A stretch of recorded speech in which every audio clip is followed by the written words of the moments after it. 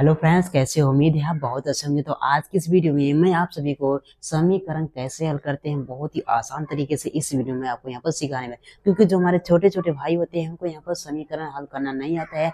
आज उनके लिए वीडियो बनाया जा रहा है ताकि वो भी सीख जाए समीकरण को हल करना। तो आइए दोस्तों, लोग यहाँ पर सीख लेते हैं समीकरण को हल करना, ठीक है ना।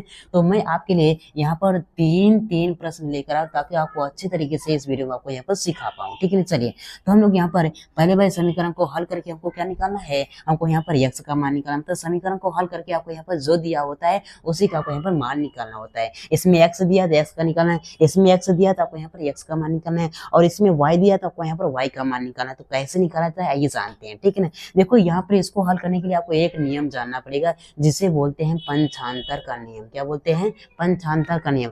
अगर कोई संख्या इधर क्या है, यहाँ पर प्लस में है, बराबर को उधर जाएगी तो क्या हो जाएगा, माइनस में हो जाएगी। अगर ये संख्या क्या है, माइनस में है, बराबर के उस तरफ भेजेंगे तो क्या हो जाएगी, वो प्लस में हो जाएगी। अगर कोई संख्या इधर गुणा के रूप में है, बराबर को उस तरफ भेजेंगे तो क्या हो जाएगी, वो भाग के रूप में हो जाएगी। अगर कोई संख्या इधर क्या है, भाग के रूप में है, बराबर के उस तरफ भेजेंगे तो क्या हो जाएगी मेरे प्यारे भाई, वो गुणा के रूप में हो जाएगा। तो ये नियम को आपको यहाँ पर पता होना चाहिए, ठीक है ना। उम्मीद करता हूँ आपको यह नियम पहले से भी पता होगा, नहीं पता तो अब आपको यहाँ पे ये जान लेना है, ठीक है। चलिए, अब हम लोग यहाँ पर इस समीकरण को हल करके यहाँ पर x का मान निकालते हैं, ठीक है। चलो, अब देखो यहाँ पर ध्यान से देखो, ये हमारा क्या 3x है तो आपको 3x लिखो। अब देखो यहाँ पर बराबर है तो बराबर लिखो, 24 है तो 24 लिखो, क्योंकि जो हमारे यहाँ पर 12 अंक है इसको अंक की तरफ आपको यहाँ पर भेजना पड़ेगा, ठीक है ना। चलो, अब देखो यहाँ पर 12 क्या हमारे पास प्लस में है, देखो प्लस में है तो बराबर को उस तरफ भेजेंगे क्या हो जाएगा, यहाँ पर माइनस हो जाएगा, तो माइनस में क्या हो जाएगा, यहाँ पर 12 हो जाएगा, ठीक है ना।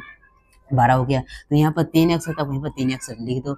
अब इसके बाद देखो यहाँ पर 24 में से क्या करेंगे, 12 को घटाएंगे तो क्या बचेगा, हमारे पास यहाँ पे 12 बचेगा, ठीक है ना। हमको किसका मान निकालना है, हमको यहाँ पर x का मान निकालना है। तो क्या करेंगे, यहाँ पर लिखेंगे x बराबर है तो फिर बराबर लिखो, और 12 है तो फिर 12 लिखो। अब देखो यहाँ पर x के साथ हमारे पास क्या 3 गुणा के रूप में है, गुणा के रूप में है, बराबर को उस तरफ भेजेंगे तो यहाँ पर भाग के रूप में है। देखो गुणा के रूप में इधर रहेगी तो उधर जाके यहाँ पर भाग के रूप में हो जाएगा। तो यहाँ पर x के साथ क्या है, 3 गुणा के रूप में, बराबर को उस तरफ भेजेंगे क्या हो, यहाँ पर बटे मतलब भाग के रूप में हो जाएगा। तो यहाँ पर क्या हो जाएगा, नीचे हमारे पास यहाँ पे ये 3 हो जाएगा, ठीक है ना।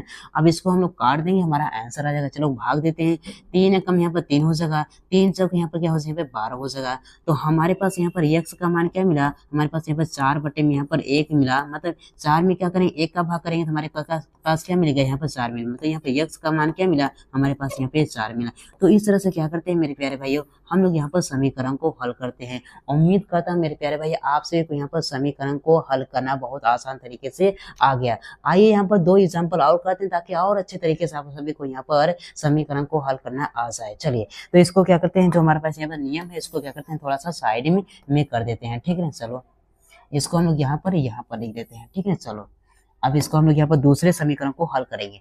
अब देखो यहाँ पर क्या है, हमारे पास यहाँ पर 5x है, यहाँ पर आपको यहाँ पे लिखना है 5x।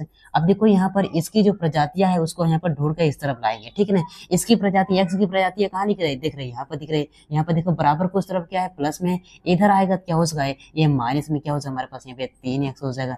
बराबर है तब यहाँ पर बराबर लिखो, ठीक है ना। अब इसके बाद देखो बराबर को उस तरफ क्या, बराबर को उस तरफ हमारे पास क्या बचा है, हमारे पास 8 बचा है, 8 लिखो, ठीक है ना।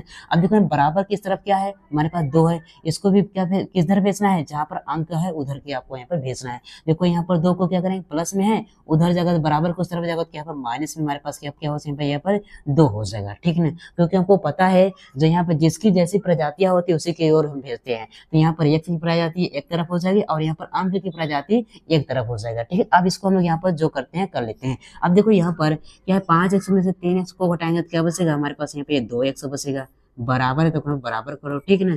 अब देखो यहाँ पर 8 में से क्या करेंगे, 2 को घटाएंगे तो क्या बचेगा, हमारे पास यहाँ पे 6 बचेगा, ठीक है ना। हमको किसका मान निकालना है, हमको यहाँ पर x का मान निकालना है। तो यहाँ पर लिखेंगे x, ठीक है ना, बराबर है तो बराबर लिखो, यहाँ पर 6 तो यहाँ पर 6 लिखो। अब देखो यहाँ पर x के साथ क्या 2 क्या है, गुणा के रूप में, तो बराबर के उस तरफ जाएगा क्या हो जाएगा, बटे में तो भाग के रूप में हो जाएगा। तो यहाँ पर 6 के नीचे क्या हो जाएगा, हमारे पास यहाँ पे 2 हो जाएगा। इस 2 का मतलब 2 बटे में, 6 बटे में 2 का मतलब ये क्या होता है, भाग के रूप में लिखा हुआ, ठीक है ना। अब इसको काटेंगे तो हमारा आंसर आ जाएगा। चलो काट देते हैं, 2 एक यहाँ पर 2 हो जाएगा, 2 3 क्या हमारे पास 6 हो जाएगा।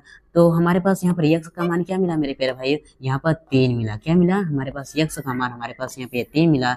तो इस तरह से हम लोग यहाँ पर समीकरण को हल करते हैं। आइए एक और एग्जाम्पल को हल करते हैं ताकि और भी जो भी कुछ हमको यहाँ पर डाउट बचा वो भी क्या क्लियर हो जाए, ठीक है। अब देखो यहाँ पर हमको इसमें इस समीकरण में y का मान निकलना है, तो क्या करेंगे, पहले y की कैटेगरी को y की तरफ लाते हैं और अंक की कैटेगरी को अंक की तरफ भेजते हैं, ठीक है। यहाँ पर क्या है भाई 6y है, तो वहीं पर 6y लिखो।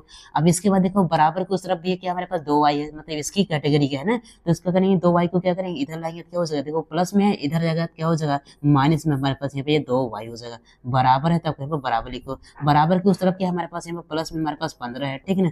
अब इसके बाद देखो बराबर की इस तरफ क्या है माइनस में, यहाँ पर 9 अंक है ना, इसको क्या करेंगे अंक की तरफ भी भेजेंगे, तो यहाँ पर क्या है माइनस में उधर जाएगा क्या हो जाएगा प्लस हो जाएगा, क्योंकि पता है माइनस है अब बराबर को उधर भेजें क्या हो जाएगा प्लस में हो जाएगा, तो प्लस में क्या हो जाएगा हमारे पास यहाँ पर ये 9 हो जाएगा, ठीक है ना, हो गया। अब इसको हम लोग यहाँ पर सॉल्व करते हैं, हमारा आंसर आ जाएगा। चलो देखते हैं। अब देखो यहाँ पर 6y में से 2y को घटाएंगे तो क्या बचेगा हमारे पास, यहाँ पर क्या बचेगा हमारे पास यहाँ पे 4y बचेगा, क्या बचेगा 4y, बराबर है तो फिर बराबर करो, 15 और 9 को जोड़ेंगे क्या हो जाएगा यहाँ पर 24 हो जाएगा, तो यहाँ पर 24 लिखो, ठीक है ना। अब इसके बाद क्या करते हैं, इसको हम लोग यहाँ पर सॉल्व करते हैं। अब देखो यहाँ पर क्या है हमारे पास 4y है, हमको किसका मान निकालना, हमको y का मान निकालना है, तो यहाँ पे लिखेंगे y और बराबर में क्या हमारे पास यहाँ पे 24 है, यहाँ पर 24 लिख देना है, ठीक है ना। अब इसको हम क्या करते हैं सॉल्व करते हैं। अब देखो यहाँ पर देखो क्या हमारे पास 4 है, क्योंकि गुणा के रूप में y के साथ क्या गुणा के रूप में उधर जाकर क्या बटे में हो जाएगा, हमारे पास यहाँ पे 4 हो जाएगा। अब इसको काटेंगे तो क्या हो जाएगा यहाँ पर 4 कम 4 4 6 यहाँ पर 24 हो जाएगा, तो यहाँ पर y बराबर में क्या मिला मेरे प्यारे भाई, यहाँ पर y बराबर हमको यहाँ पे ये 6 मिला। तो इस तरह से क्या करते हैं मेरे प्यारे भाइयों, हम लोग यहाँ पर समीकरण को हल करते हैं। उम्मीद करता हूँ मेरे प्यारे भाई आप सभी को यहाँ पर समीकरण को हल करना आ गया। अगर आ गया एक लाइक कीजिए और चैनल पर नए तो चैनल को जरूर सब्सक्राइब कीजिएगा। जय हिंद, वंदे मातरम।